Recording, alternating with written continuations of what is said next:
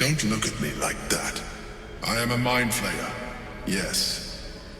Without me, you would be a slave to the Absolute. A mind flayer? How is this possible? Gods, we've been so blind.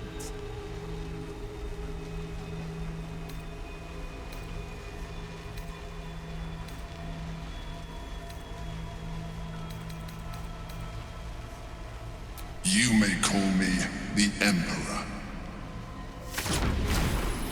An adventurer. I came from Baldur's Gate, though I was never one to be constrained by circumstance. I longed for more. That longing brought me to Moonrise Towers on a search for treasure. To a colony of mind flayers who caught me, changed me into what I am now.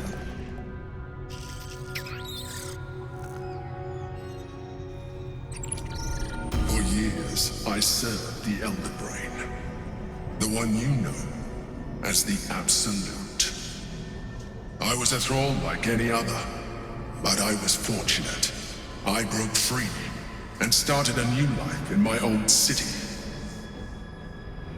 I sustained myself on criminals, unglamorous, but there are plenty of them, rarely missed, and they fueled me while I did my work. I had the good fortune to meet Duke Stelmane. We formed a partnership, and through her, I became the governing force behind the Knights of the Shield, the largest mercantile operation in Baldur's Gate. People referred to me as the Emperor. Such was my influence, though of course they had no idea what I really was. My needs were sated. I was happy for a while, until my true nature was discovered by the tyrant himself, Lord Gortash. He tore me from my home and brought me back to the Brain, where I became a slave once again. A slave he continued to call the Emperor. The name was intended as a slight, to remind me of the heights from which I fell. But I have grown fond of it. It encapsulates well who I've become.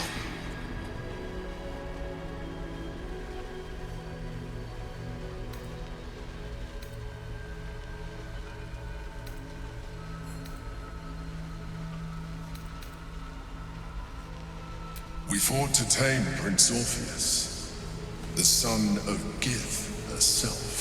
His power has been the source of your continued protection against the voice of the Absolute.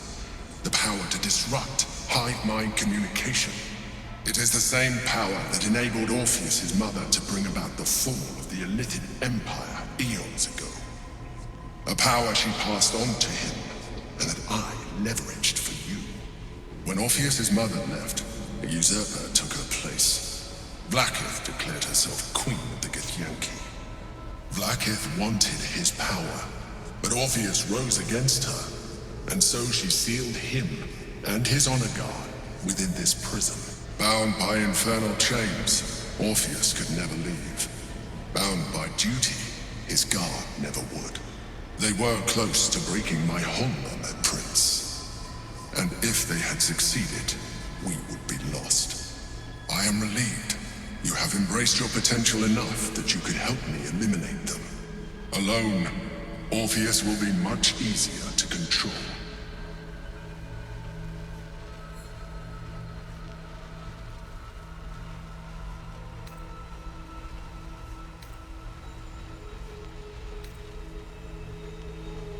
Most certainly Orpheus. He is a threat to her reign.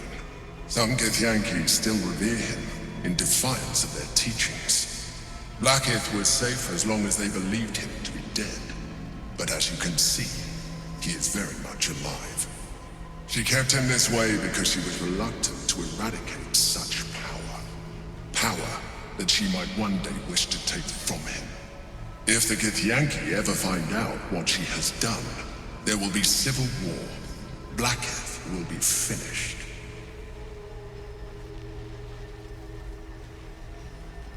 No. Gortash sent me on a mission to retrieve the astral prism. I was one of many, but the first to find it. How Gortash or the other chosen learned of its existence, I do not know. The moment I found it, I felt a change.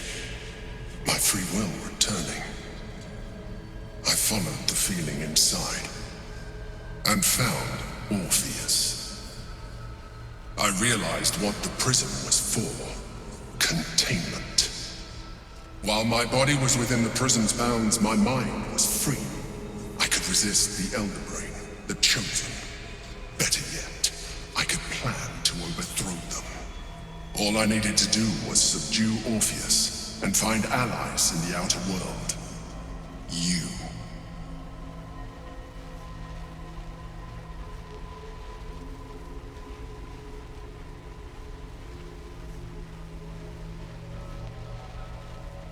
That would be a terrible idea. The moment he is free, he will attack you. Your only defense would be to kill him. And in so doing, he would doom us both. Even though he is subdued, you feel Orpheus's revulsion. A pulsing hatred that cannot be contained. The Emperor is telling the truth. To him, you are just another wretched illithid. You carry a tadpole. As far as Orpheus is concerned, you are already a Lithid, a sworn enemy, just like me.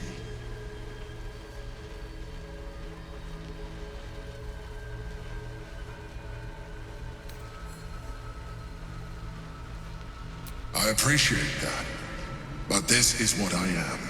My original body was destroyed when I transformed. When I first escaped the Elder Brain, I searched for a new vessel. But the longer I inhabited this one, the more it grew on me.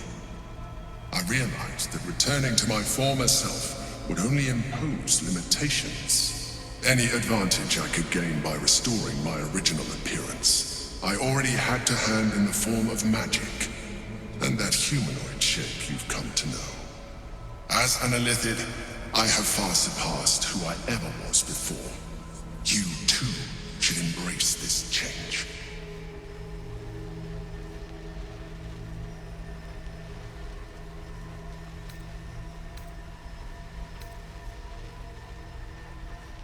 I believe we'll have a better chance of defeating the Elder Brain if you embrace your latent Illithid potential. I've been studying you for a while now. I believe I can trigger the next stage of your tadpole's life cycle while continuing to preserve your independence. You have seen what I can do. Imagine yourself with the same strength, the same intelligence, the same devastating beauty. If you let me, I can evolve you.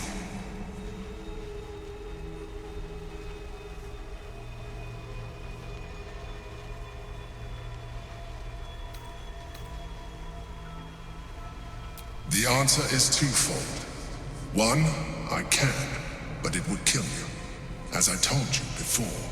Two, why would I?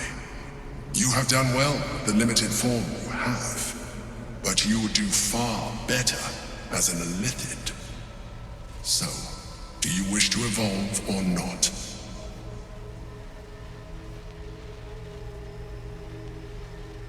You will be able to do things you never thought were possible. There will be physical alterations, of course, but only partial. You will retain most of your current form, and you will soon see that the benefits outweigh any perceived loss.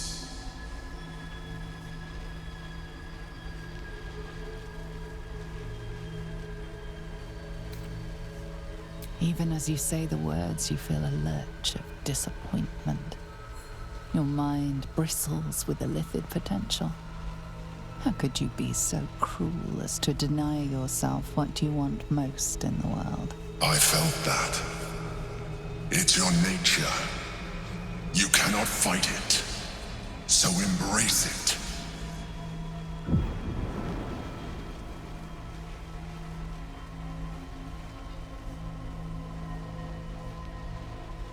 It wants to evolve, but it cannot do so alone. It must commune with another.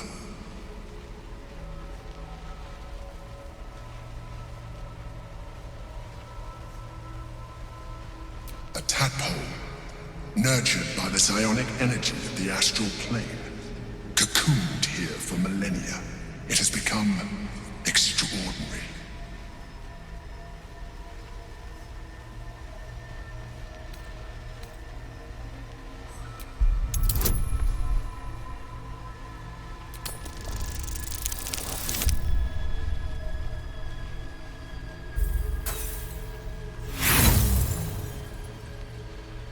The tadpole prickles with excitement, its thoughts rampant and chaotic in its rush to communicate with you. It is impossible to discern any single intention.